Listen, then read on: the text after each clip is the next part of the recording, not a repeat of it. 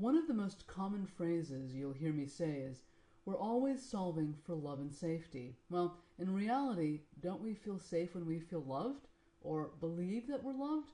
So how do we know when we're loved or in love?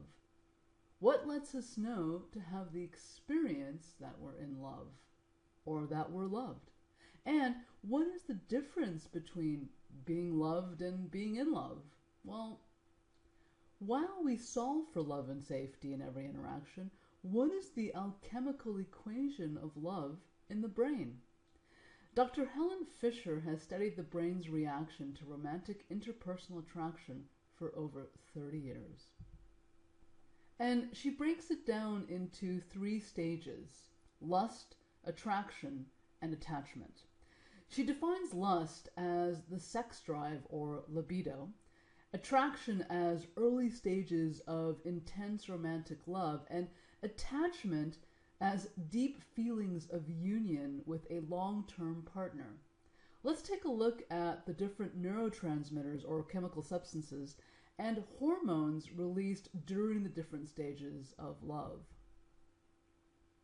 During the lust stage, women and men are driven by their sex hormones, and each release varying levels of both testosterone and estrogen. My curiosity is, how do the varying levels of these sex hormones impact and relate to same-sex couples, if at all? Scientists believe that the attraction stage is about 3 main neurotransmitters responsible, which are adrenaline, dopamine, and serotonin. Adrenaline increases the heart rate, reduces appetite, and we find ourselves craving the other person. Dopamine is coined the feel-good drug that actually stimulates the desire and reward centers of the brain by creating the experience of a rush of pleasure. And remarkably, the effects on the brain are similar to that of taking cocaine.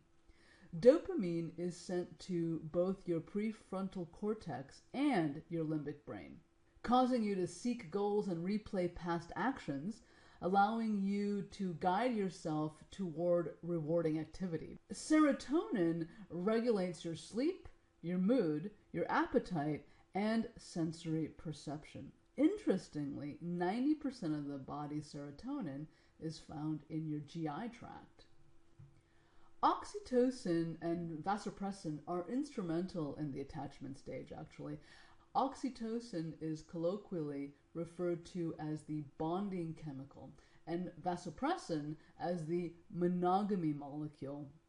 The hypothalamus produces oxytocin, which is released during orgasm by both men and women. Additionally, oxytocin is involved in social recognition and the formation of trust between people.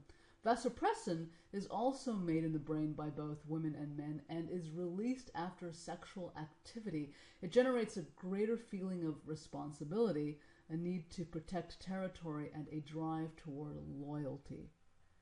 So here's what you need to formulate the love equation: testosterone, estrogen, adrenaline, dopamine, serotonin, oxytocin, and vasopressin. When you add it all together, you get love. But is it that easy? Of course not.